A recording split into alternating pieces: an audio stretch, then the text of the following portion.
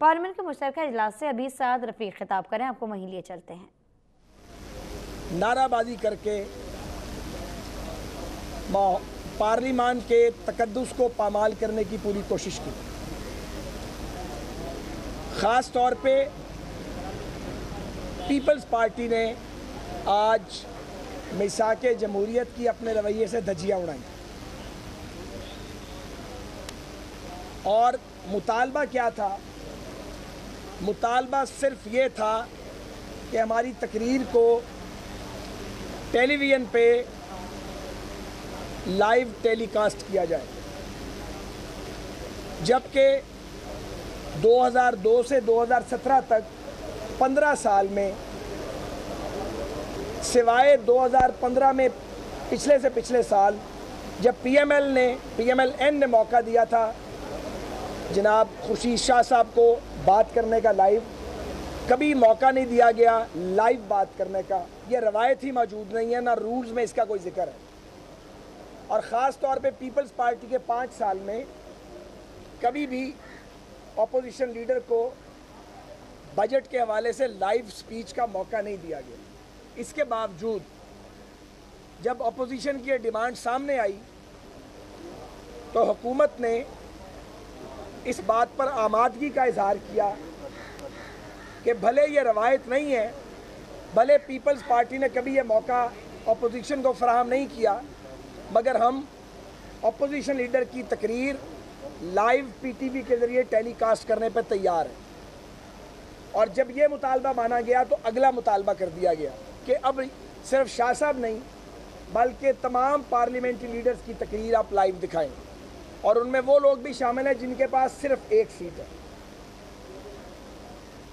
اور جب یہ نئی ڈیمانڈ کی گئی تو آج اپوزیشن کی میٹنگ کے دوران زاہد احمد صاحب، شیخ آفتاب صاحب اور میں تینوں ہم وہاں گئے، وہاں پہ کچھ جرنلسٹ دوست بھی باہر موجود تھے اس میٹنگ کے، اور ہم نے یہ پیشکش بھجوائی کہ حکومت اس بات کے لیے بھی تیار ہے کہ آپ ٹائم بانٹ لیں، اور اگر قائد حزب اختلاف کے علاوہ باقی پارلیمنٹری لیڈرز بھی بات کرنا چاہیں تو کوئی ٹائم مینجمنٹ کر لیتے ہیں، ہم لائیو آپ کی تقریریں کروا دیتے ہیں۔ لیکن کرم آج منتخب صدر کے جوائنٹ سیشن سے خطاب کے دوران ہلڑ بازی سے گریز کریں، کیونکہ آج پوری دنیا کے جو ایمبیسڈرز ہیں وہ یہاں ہاؤس میں آئے ہوں گے، پاکستان کا ایک تماشا لگے گا اور ایوان کا تقدس پامال ہوگا۔ تو یہ کنڈیشنل آفر آج ہم نے ان کو کی تھی کہ اگر آپ آج پارلیمانی روایت کے مطابق صدر کا خطاب سن لیں، اس صدر سے جس کے ساتھ آپ کی کوئی پرخاش نہیں ہے، اور ہم زرداری صاحب کا بطور منتخب صدر شدید اختلاف کے باوجود خطاب احترام سے اور خاموشی سے سنتے رہے ہیں۔ حالانکہ زرداری صاحب سیاست کر رہے تھے، ممنون حسین صاحب سیاست نہیں کرتے ایوان صدر میں، زرداری صاحب ٹوٹل کنٹرول میں تھے اور اختلاف بھی انہی کی پالیسیوں سے تھا، لیکن ہم نے ایوان کے تقدس کو ملحوظ رکھنے کے لیے زرداری صاحب کے خطاب میں انٹرپٹ نہیں کیا۔ مگر مجھے نہایت افسوس سے یہ میڈیا کے ذریعے قوم کو بات بتانی پڑ رہی ہے کہ سراج الحق صاحب سے بھی میری بات ہوئی، آفتاب خان شیرپاؤ سے بھی صاحب سے بھی ہوئی، شاہ محمود قریشی صاحب کے پاس بھی ہم گئے، نوید قمر صاحب، خورشید شاہ صاحب، سب سے بات کی، اور ان کو آخر دم تک ہم اس بات پہ قائل کرنے کی کوشش کرتے رہے کہ آپ آج ہلڑ بازی نہ کریں، ایوان کے تقدس کو پامال نہ کریں، خاص طور پہ ڈپلومیٹس سارے ملکوں کے سفراء یہاں پہ موجود ہیں، تو آپ آج کا دن پرامن رہیں تاکہ جو آپ کی ڈیمانڈ ہے کل سے اس کو پورا کیا جائے۔ لیکن انہوں نے بات نہیں مانی اور آج اپنے تئیں بدترین ہنگامہ آرائی کا مظاہرہ کیا گیا، اور آپ اس بات کے بھی وٹنس ہیں کہ حکومتی بینچوں کی جانب سے نہایت تحمل کا مظاہرہ کیا گیا، اور بڑے حوصلے اور صبر کے ساتھ ہم نے ان کی وہ تمام جو ایک بدتمیزی کا طوفان تھا اس کو برداشت کیا اور ریئیکٹ نہیں کیا، اور ہمارے ممبران جو ہیں وہ جناب صدر کا خطاب سنتے رہے۔ پی ٹی آئی سے ہمیں کچھ توقع نہیں رہی بدقسمتی سے، کیونکہ الزامات لگانا اور فس کریٹ کرنا عمران خان صاحب کا اور ان کی پارٹی کا برانڈ نیم بن چکا ہے۔ اگر وہ فس کریٹ نہیں کریں، لوگوں کو گالیاں نہیں دیں، بدتمیزی نہ کریں تو ان کی روٹی ہضم نہیں ہوتی۔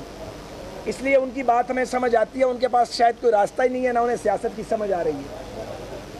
لیکن جو پیپلز پارٹی کا رویہ تھا یہ ناقابل فہم ہے۔ ایک ہی بات سمجھ آتی ہے کہ اس بجٹ میں چونکہ انہیں تنقید کے لیے کچھ نہیں ملا، کوئی مٹیریل نہیں ہے ان کے پاس تنقید کرنے کے لیے، سو اب وہ ہلڑ بازی پہ اور مخالفانہ نعرے بازی پہ اتر آئے ہیں تاکہ ایوان کی کارروائی کو انٹرپٹ کیا جائے۔ جہاں تک عمران خان صاحب کا اور ان کی پارٹی کا تعلق ہے، ہمارا اندازہ ہے کہ وہ پارلیمنٹری جمہوریت کا حصہ ضرور ہے لیکن اس کے بلیور نہیں ہیں، وہ پارلیمانی جمہوریت پہ یقین نہیں رکھتے، اور جس طرح وہ سیاسی جنگ کو عدالتوں کے اندر لے گئے ہیں اور پھر مجبوراً ہمیں بھی رسپونڈ کرنا پڑا ہے، یہ کوئی اچھا کام نہیں ہے۔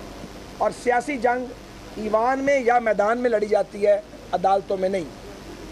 جیسے وہ پیناما کے کیس کو جو خالصتاً سیاسی کیس ہے، انہوں نے ایک ایشو بنایا، اس سے پہلے دھاندلی کا ایشو اٹھایا تھا اور اس میں بھی انہیں کافی ہزیمت اٹھانی پڑی، لیکن بعض لوگوں کو شرم آتی نہیں، ان کا ایک موقف ریجیکٹ ہو جائے وہ پھر بھی وہیں کھڑے رہتے ہیں۔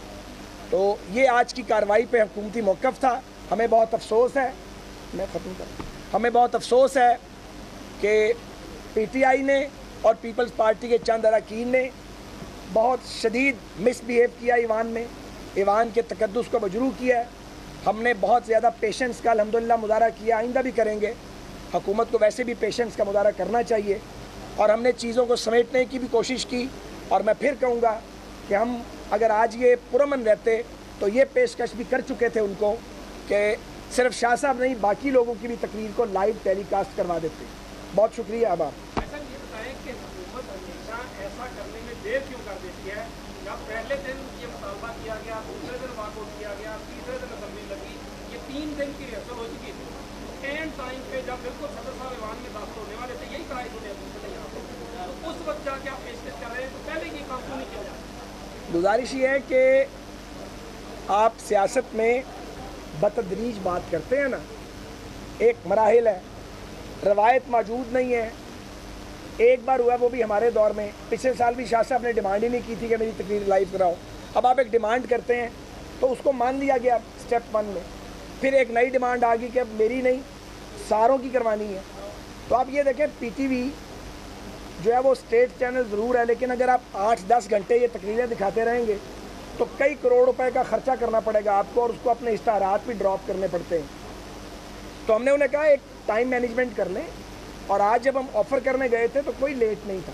سیاست میں آپ لیٹ نہیں ہوتے، آپ 5 منٹ کے اندر ریزالو کر سکتے ہیں اگر ارادہ اور نیت ہو۔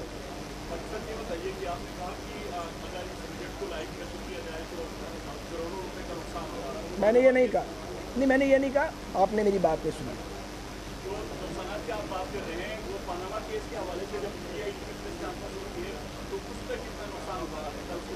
نہیں میں نے تو بات ہی اور کی ہے، اس لیے یہ سوال ریلیونٹ نہیں ہے۔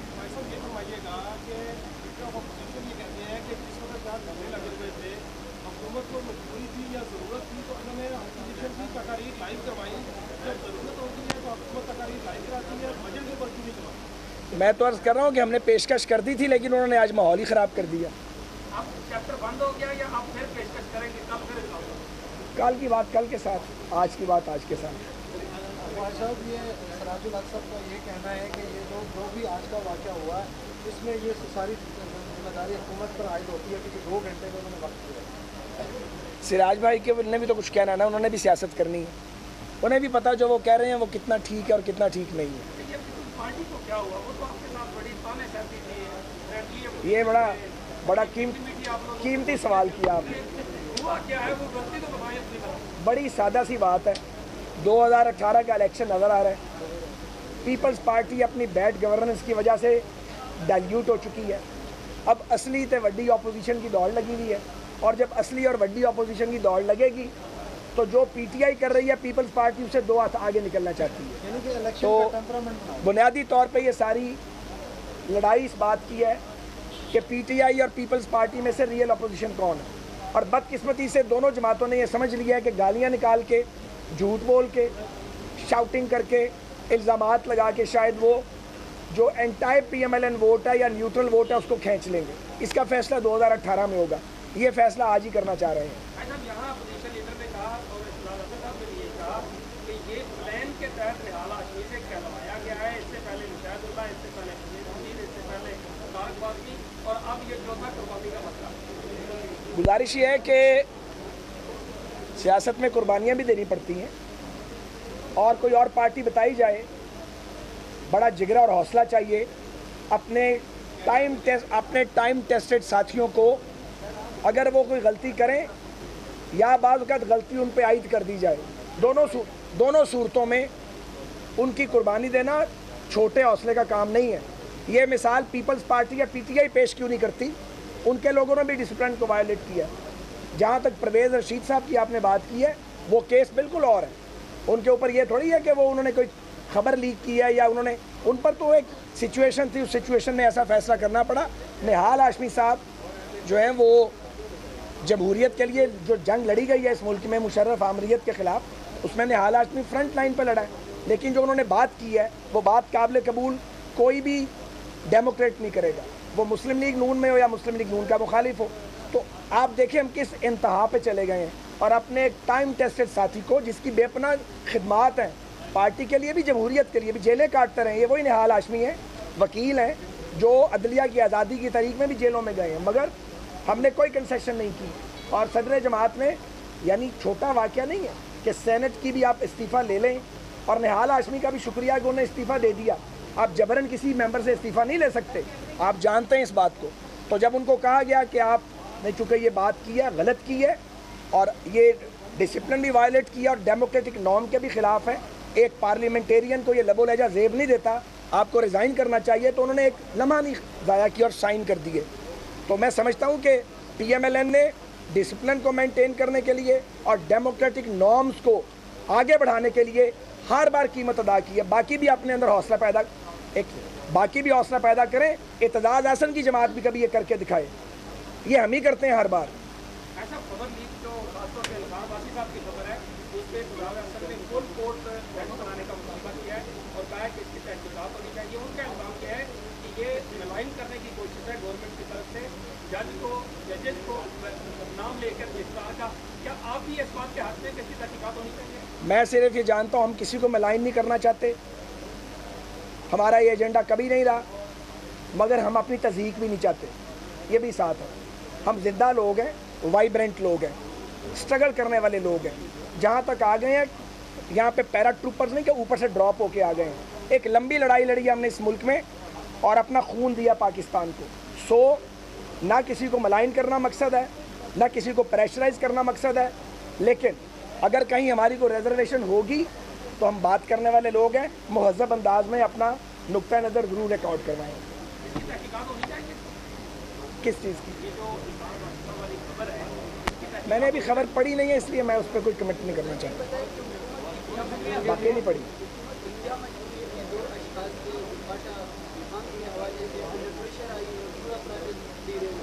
حکومت فاٹا ریفارمز پہ بالکل انڈر پریشر نہیں ہے, لیکن پارلیمنٹری ڈیموکریسی میں آپ کوشش کرتے ہیں کہ جب ایک بڑا ایونٹ ہونے جا رہا ہے تو کنسنسس ڈیولپ کیا جائے, کیونکہ فاٹا کو ریگولرائز کرنا, ان کو وہ سارے حقوق فاٹا کے لوگوں کو دینا جو پاکستان کے باقی شہریوں کو حاصل ہیں, یہ انتہائی اہم ہے. اور اس پہ اگر کئی کنسنسس نہیں ہے اور کچھ دن لگ جاتے ہیں کنسنسس ڈیولپ کرنے میں تو اس میں مذائقہ نہیں ہے, لیکن منزل یہی ہے کہ فاٹا کے لوگوں کو ڈیولپمنٹ ملے اور وہ جو پیچھے رہ گئے ہیں ترقی کی دوڑ میں ان کو ساتھ لایا جائے مین سٹریم کے اندر. اس پہ اختلاف نہیں. بہت شکریہ. سعد رفیق پارلیمنٹ کے باہر میڈیا سے گفتگو کر رہے تھے. انہوں نے کہا کہ پیپلز پارٹی نے آج مساک جمہوریت کی دھجیاں اڑا دی ہیں. سیاسی جنگ ایوان یا میدان میں ہوتی ہے, عدالت کے اندر نہیں. ہمیں افسوس ہے کہ اپوزیشن نے ایوان کا تقدس پامال کر دیا. پی پی کو کچھ نہیں ملا تو ہلڑ بازی پر ہی اتر آئی.